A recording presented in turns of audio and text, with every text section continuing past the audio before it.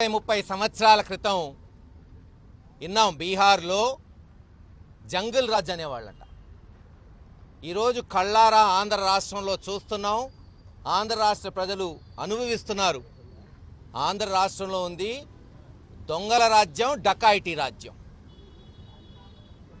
20 నెలల నుంచి చంద్రబాబు నాయుడు గారు ముఖ్యమంత్రి అయినప్పటి నుంచి పిన్నెల్లి గ్రామంలో దాదాపు 200 కుటుంబాలు ఎస్సీ, ఎస్టీ, బీసీ మైనారిటీ వర్గాలు ఊరి నుంచి వెలేస్తే, తరిమేస్తే ఇప్పటి వరకు ఎస్పీలకి, డిఎస్పీలకి, సిఐలకి చెప్తే ఆదరించిన వాడే లేడు. చివరికి పాపం ఒక దళితుడు ఎస్సీ నాయకుడు సాలమన్ ఆ ఊర్లోకి పోయి ఆయన భార్య క్షేమాల కొరకు, ఆరోగ్యం కొరకు పోతే నిర్దాక్షిణంగా పట్టపగలే చంపేశారు. చంపాడురా మహాప్రభు, చంపుతున్నారా అని పోలీసులకు ఫోన్ చేస్తే కేసు గట్ల. అన్కాన్షియస్ కోమాలోకి పోయాడు. చేతులు ఎత్తేశారు డాక్టర్లు. పిడుగురాళ్ళ, నసరావుపేట హాస్పిటల్స్ తీసుకోవట్లేదు, గుంటూరు హాస్పిటల్ తీసుకెళ్తున్నామంటే ఆయన మీద 324 సెక్షన్ కట్టారు, కోమాలో ఉన్న వ్యక్తి మీద. చివరికి ఇంకా అక్కడ డాక్టర్లు ఇంక ఇతను బెతకడు, వెంటిలేటర్ మీద ఉన్నాడంటే అప్పుడు అతని మీద దాడి చేసినోడి మీద ఏం కట్టారా అంటే మళ్ళీ 324, 307 కూడా కాదు. చివరికి చనిపోయిన తర్వాత దాన్ని 302 చేశారంట. వింటున్నాం, చేశారో లేదో కూడా తెలీదు, అసలు ఆ ముద్దాయిని పట్టుకున్నారో కూడా తెలీదు.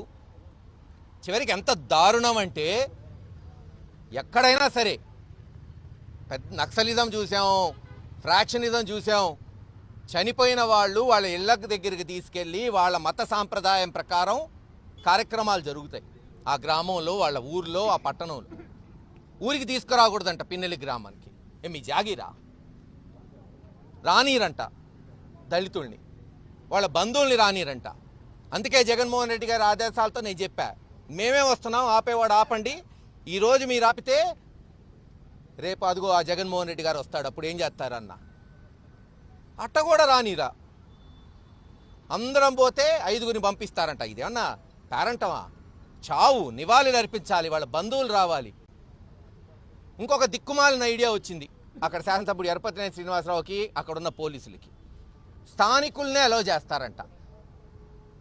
దానికి ఇంకొక గొప్ప ఆలోచన ఏం తెలుసా? శ్మశానానికి వచ్చేటప్పుడు ఆధార్ తీసుకురావాలంట. ఏమయ్యా ఆధార్ ఏందా శ్మశానానికి? ఎక్కడ నిన్నారా భారతదేశంలో ఆధార్ పట్టుకొని శ్మశానానికి పోయేది? ఒక కొత్త చట్టం తెలుగుదేశంలో రాబోతుంది. శ్మశానాలకు కూడా ఆధారాలు తీసుకొని రండి, ఎవరు స్థానికులు, ఎవరు బంధువులు, ఏ కులం, ఏ మతం తెలుసుకోవడానికి. ఇదా పాలన?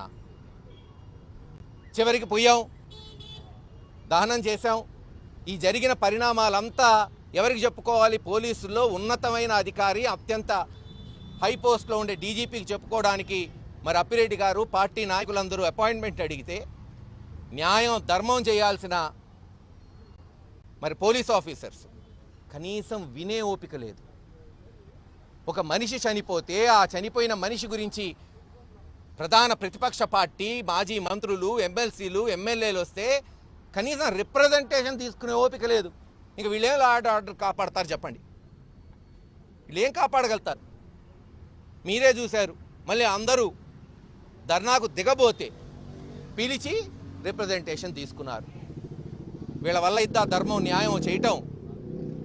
అయినా సాంప్రదాయంగా ప్రజాస్వామ్య పద్ధతిలో జగన్మోహన్ రెడ్డి గారి నాయకత్వంలో ముందుకు పోతాం. వీళ్ళు చేసినా చేయకపోయినా రేపు హైకోర్టులో పిటిషన్ ఫైల్ చేస్తాం, హ్యూమన్ రైట్స్కి పోతాం, ఎస్సీ ఎస్టీ కమిషన్కి పోతాం, నేషనల్ కమిషన్కి. సాలమన్ కుటుంబానికి న్యాయం జరిగే వరకు, అతన్ని చంపిన వ్యక్తికి శిక్ష పడే వరకు, ఒక ఎస్సీ చనిపోతే ఏవైతే అతని హక్కులు ఉంటాయో, అతనికి రావాల్సింది ఉంటుందో ప్రభుత్వం తరఫున, మేమెక్కడ ఆపలా. గుర్తుపెట్టుకోండి, అంబాపురంలో తెలుగుదేశం యువకుడు చనిపోతే జగన్మోహన్ రెడ్డి గారు అన్ని విధాలుగా అతనికి రావాల్సింది చేసి పెట్టింది ఆ రోజు ప్రభుత్వం. మరి ఈరోజు వీళ్ళు చేస్తారో చెయ్యరనే మాకు తెలుసు. అందుకే హైకోర్టులో అయిపోతున్నాం. ఖచ్చితంగా అతనికి ఈ హక్కులన్నీ వచ్చే వరకు మా పోరాటం ఆగదని తెలియచేస్తున్నాం. ఎవరు చూశారు? నువ్వు చూసావా? పనికిమాలిన వాళ్ళు పనికిమాలి మాట్లాడతారు. నేను నిన్నే చెప్పాను కదా, 1,50,000 వరకు సహాయం చేశాం. ఎవడు చెప్పుకోడా సహాయం చేసింది? మా బాధ్యత అది. మా బాధ్యత సహాయం చేయటం. ఆయన 5,000 ఇచ్చి 10,000 ఇచ్చి పేపర్లో రాయిపించుకుంటాడు, మేము రాయిపించుకోం.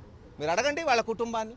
అసలు ఇంకెంత దారుణం అంటే ఎరపతినేని శ్రీనివాసరావు అంటాడు చనిపోయింది మామూలుడే కదా, ఆయన ఏమన్నా నాయకుడా అంటే? నాయకుడు చనిపోతే ఒక ఎత్తు, ఒక ఎస్సీ మనిషి చనిపోతే ఒక ఎత్తా? అంటే ఎమ్మెల్యేలు మంత్రులు మర్డర్ అయితేనే గొప్ప, సామాన్యుడికి ప్రాణానికి విలువ ఉండదా?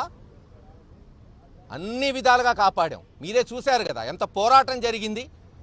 ఒక మనిషిని దహనం చేయడానికి పోరాటం చేసాం. అసలు ఆంధ్ర రాష్ట్ర చరిత్రలో ఎప్పుడన్నా మీరందరూ చూశారు రాజకీయాలు.